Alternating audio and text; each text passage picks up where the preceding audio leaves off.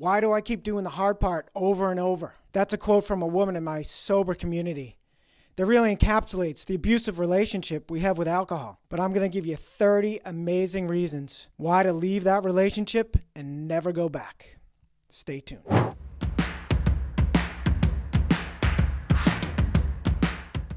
All right, let's get right to it. The benefits of quitting alcohol. The obvious ones: lower cancer risks, your liver can repair itself and even regenerate, your heart you'll have lower blood pressure, lower levels of the fatty triglycerides, which lowers your risk of heart disease. Your skin will rehydrate. Your allergies will improve. Yes, because when you drink, your blood pressure goes up and down, which constricts and dilates your blood vessels, which makes allergic reactions worse and more severe. I've learned that firsthand. Allergies are so much better sober. Skin, so much better. I've got the Irish skin. So many skin conditions that just lingered due to my dry, alcoholic skin, body, etc. Losing weight. Obviously, you're going to, drop the empty calories from alcohol. You're also going to, lose the raging appetite. But also, alcohol slows your metabolism and impairs digestion. And you're not going to be drinking poison anymore. So just by default, you're going to have a better diet. I try to eat my green leafy vegetables every day, but there's occasional days that I don't, and I start to beat myself up and say, wait a minute, I didn't drink poison today. I'm okay. Improve relationships. It's a big one. I once heard a guy share, and he said, listen, you keep down this path of drinking, you're either going to end up in jail, dead, or best case, continue to lose relationships or damage or lose relationships. And that's so, so true. And it's been so nice not having to wake up every morning wondering what relationship I might have damaged the night before in sobriety. Your looks. I heard a woman once share that the mirror hasn't been a friend in a long time while she was in throes of drinking. And so I love to now say it, almost 9 months for me, and I once quit for 3.5 years, and I'm right back there where I was. And I now love to say that the mirror is my friend again. Love catching my eye in the mirror and saying, hey, how you doing? And all the alcohol-induced rosacea has disappeared. I still got the red cheeks from being an Irishman, but yeah, it's I'm looking a little paler every day, which is I now celebrate. Your sleep is drastically improved. I mean, it's funny, some parallels between throes of drinking and sobriety. One of them is I still fall asleep on the couch in 15 minutes, and it's funny because I call myself a weeble now. I've got total energy all day, but then the minute while I'm standing straight up and I'm a stander, as soon as I lie down on the couch, boom, I'm right out. And then I go to bed and I dream like a maniac. As you may know, you do not, alcohol disrupts your REM stage sleep, so you really do not dream when you're drinking. And now I dream like an absolute maniac. And then I love to sleep in now. I used to sleep in for dear life trying to feel a little better, which often never worked because the heart, you'd wake up racing, so it'd be a futile effort to stay in bed. But now I stay in bed just because I enjoy it so much. Although I still want to get up and seize the day. Good sober problem to have. And I love the Pink song, A Million Dreams, she says, because every night I lie in bed, the brightest colors fill my head. A million dreams are keeping me awake. And I find it so true. I shared a year and a half ago while I was still in the throes that I just want to get to a place where I could have goals and dreams. And now I've got them. And I do lie awake at night thinking about them. And I also think about the food and drink I'm going to have the next day. Because yes, you enjoy food so much more in sobriety. And you don't have to worry about it interrupting your buzz. And drink as well. Coffee. I really do. I fantasize about the coffee I'm going to drink the next morning. Music. Love it. It's back as a part of my life. It really wasn't when I had to drown it out I could only listen to talk radio because I had to drown out those negative voices. And now music is back, especially in the car. Love driving the car now and rocking out to music. Same thing in the shower, everywhere. I shared on a call that music was back in my life, and a guy put in the comments that, hey, if I'm going to love music again as part of this process, I'm all in. And it's so true. Sex life, you do get a lower libido as part of this process. It's just, for the majority, that's just how it works. Your pleasure baseline, as you continue to drink that artificial dopamine, just spikes so high that it's so hard to get there. And that includes with your libido. And there's a state you end up in called anhedonia that's basically pleasure deafness. And you withdraw from social situations and a whole bunch of other stuff, basically. And that's why this is an isolating drug. So that's another thing. You're just going to feel more social. I say when I was in the throes of alcoholism, I didn't want to talk to anybody. And when I'm sober, my phone time goes up 500%. It's great. And yes, sober sex is amazing. Your free time, you gain. As Larry David has a great quote I love because he's a big golfer. And he said, if it wasn't for golfing, I could have learned 3 languages. I could have been a concert pianist. It's the same thing with drinking. The time you save just by not being constantly preoccupied with either planning drinking or actually drinking itself and then being hungover the next morning, it's amazing the free time you gain, how much longer and better the days are. Clear head. I say now that I am hooked on having a clear head. Think about it. From the moment we take a sip of alcohol, our body is working to get it out of our system.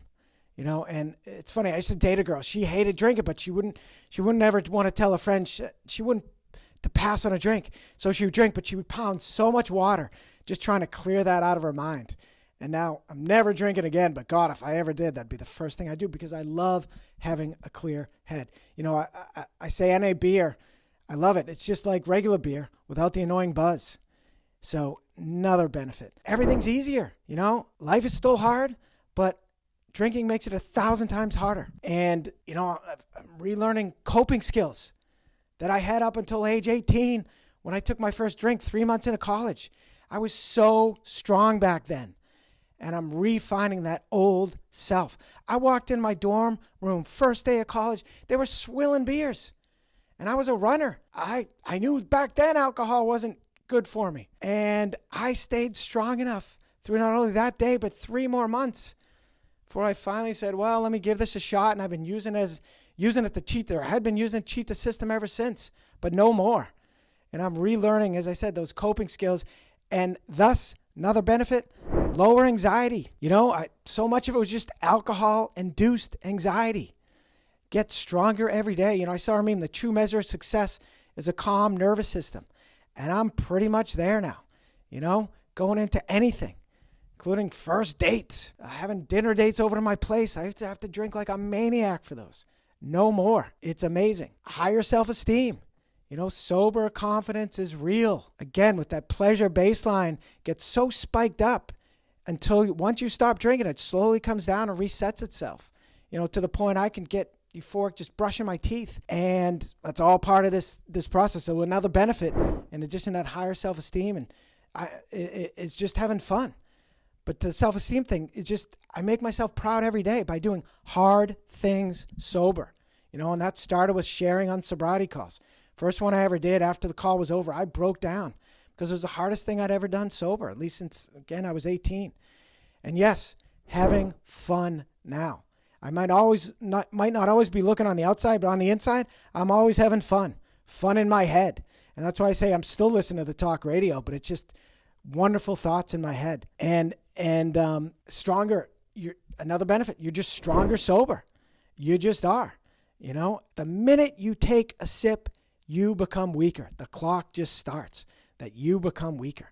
And every day you're stronger. Every day you don't drink, that voice that compels us to drink gets weaker and we get stronger. And it's an amazing thing.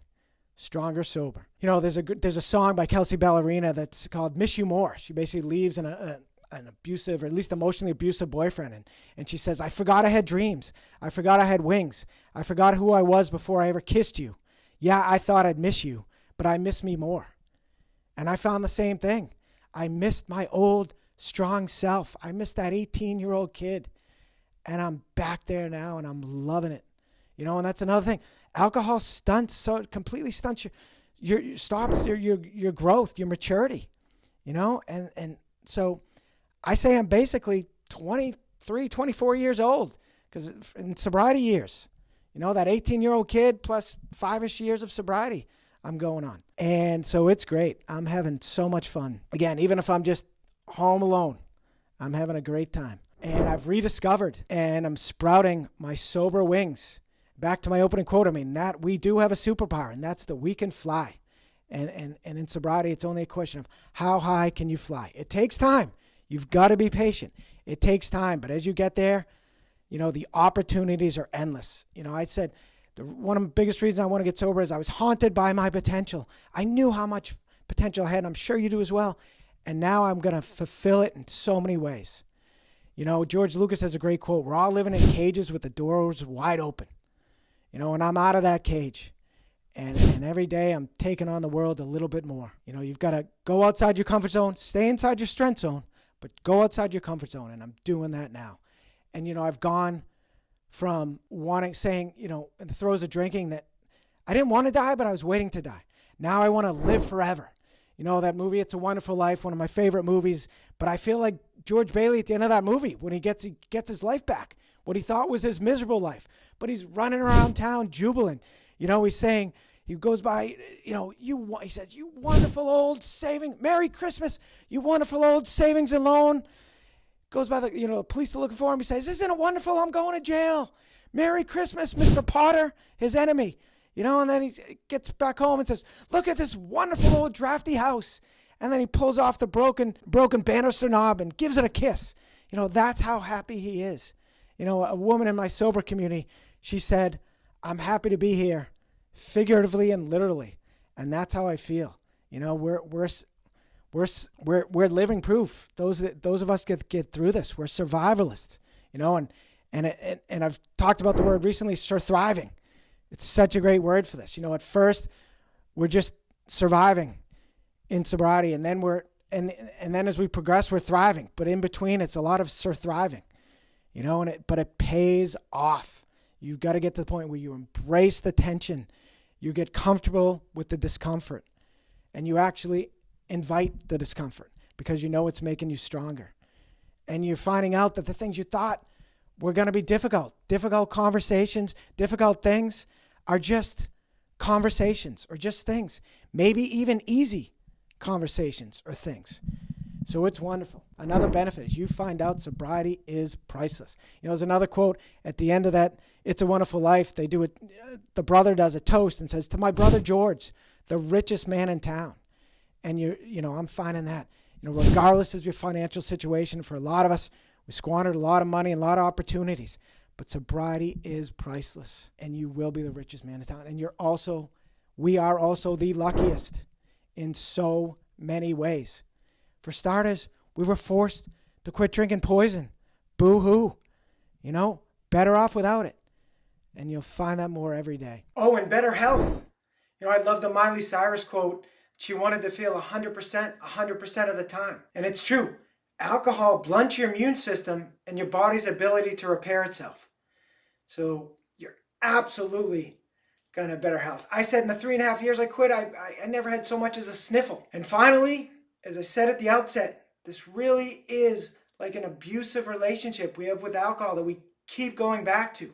But the great news is, once we quit for life, we never have to do the hard part of getting sober ever again. So that'll do it. Please like, share, subscribe, and as always, stronger, sober.